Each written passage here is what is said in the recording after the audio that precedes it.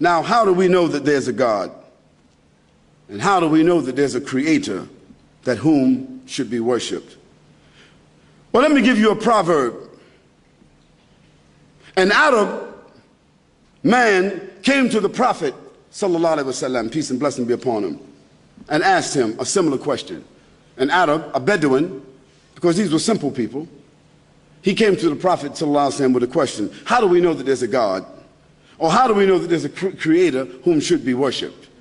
Let me tell you what the prophet, that illiterate prophet, that unlettered prophet, that simple man, that messenger and prophet of God, let me tell you what he said. He said, the presence of dung is the evidence that a camel was here. The presence of dung is the evidence that a camel was here. The footprints in the sand is the evidence that a person was here. And the evidence of the earth and all the planets are proof that the same one or some great power has placed them where they are. That's what the prophet said. His proof was good enough for that Arab, and it's good enough for me. Why should we not consider the theories of natural selection or the Big Bang or the concept of perpetual evolution as plausible evidence for the existence of the world or creation or universe? Because none of these theories can deny the fact that macro and micro systems are arranged, fixed, proportioned, measured, determined, limited, synchronized, and given distinct characteristics and parameters that they cannot go beyond or exceed.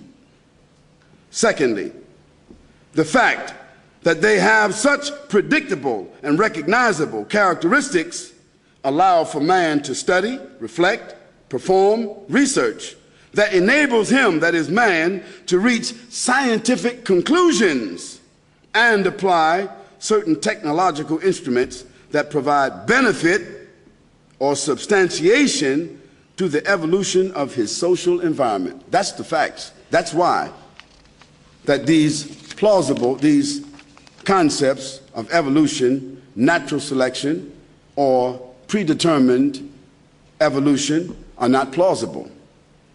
The other consideration is that whatever position that you want to arrive at, you or I, concerning a divine creator, an almighty God, one thing is for certain.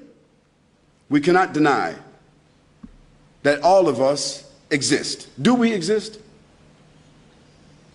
If you agree with me that we all exist, that we're all here, I mean, I think everybody believes that we're all here. We're all here. And we are subsisting and being sustained through a unique balance of environmental phenomena that we are not the authors of, then someone, some great power has to be, must be the author and responsible for all of this. Now those prophets and messengers, all of them, profound men, they all said to their people that there is no God except Almighty God. That means there's nothing to be worshipped, nothing to be obeyed, nothing to be adored, nothing to be bowed down to, nothing to subordinate to except the Almighty. That's what they said. And they said that that Lord and Creator not only has designed the heavens and the earth, not only has put laws in the earth, but has also created a legislation, a morality, and a system for the human beings to live. Because would you think that as a parent that you work as hard as you do, pursue your own education and your own career, and build a house or buy a house and have a family, and then you have children, and you don't create an environment, or you don't set down any ethics or any code of behavior for your children, don't you?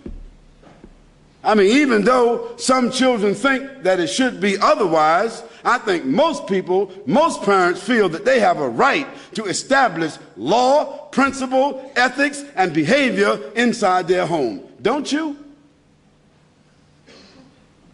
Well, do you think that you have more right to establish law and ethics and behavior and a system of what comes and goes in your own home, but that the creator of the heavens and the earth and the environment that you live in, this vast universe that you see and witness and depend upon, that the creator or the benefactor of that would not do the same? Those prophets and messengers said that the Almighty has given to man a system to submit, to surrender, a system by which to recognize God, a system by which to conform to God, a system by which to worship God, and we call that system religion, but that's not a comprehensive word. When we say religion, we think that's something we do on Sunday or Friday or Saturday or sometimes.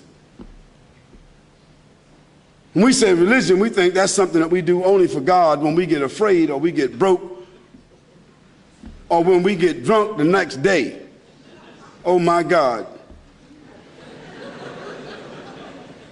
See, when you say religion, it has a limited preconditioning type of word. But when you say system, now everybody can relate to systems now. If it's only financial system, you can relate to that. System means comprehensive. System means an apparatus, something that functions, that everybody depends upon, something that needs to be maintained, something that is set, something that has a criteria, something that is predictable, something that everybody can look at and function and be a part of. That's a system. Well, all the systems that man, with his mind, has made, don't you think that the Creator would have a system better than that? Man has made a camera. Look at the eye. Man has made a computer. Look at the brain. Man has made nuclear plants. Look at the heart. Man has created apparatuses to do different chemical analyses. Look at the kidneys. Man has created all kinds of instruments to remember, to detect, to do forensics. Look how the human body functions. And so, does man think that he can keep records on other men and on the world and maintain historical records? Does man think that he can do all of that, but the one that created him can't keep tracks on him? Does man think that he can be accountable, or that others are accountable to him, that he can govern you men? Government, that he can govern you men, that he can create government, but that the Creator who has made the heavens and the earth does not have the ability to hold us accountable? The prophets and the messengers of Almighty God said to those at that time, to their people, that the system in front of the Creator starts with submission. Submission means peace. And peace is a part of prosperity.